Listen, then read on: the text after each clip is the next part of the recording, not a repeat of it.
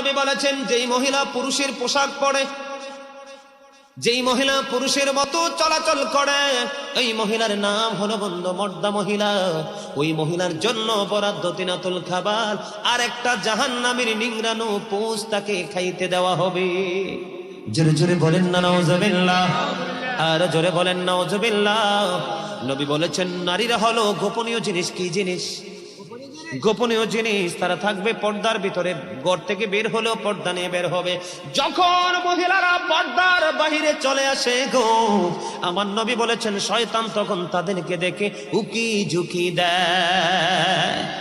মহিলারা যখন বন্ধু পর্দার বাইরে যায়, দর্শনের শিকার হয়। কথা বলে না?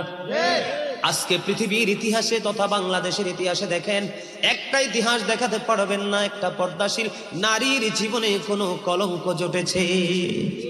পর্দা কিন্তু দুই ধরনের, একটা প্রকৃত পর্দা, আর একটা প্রকৃত পর্দার নামে নষ্টামি।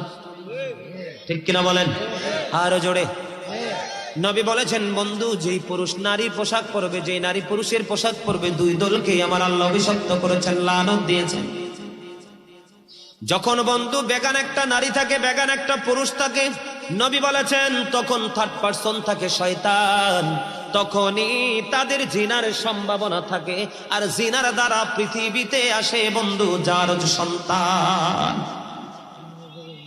কথা বলেন না কেন? এই সমকামিতা বলৎকার, পুরুষের পিছনের দিক দিয়ে বন্ধু যৌন আকাঙ্ক্ষা মেটানো। এই দেশে অনেক নষ্ট চরিত্রের পুরুষ আছে না নাই? আরো জোরে বলেন। জিনা করার মতো আছে না নাই?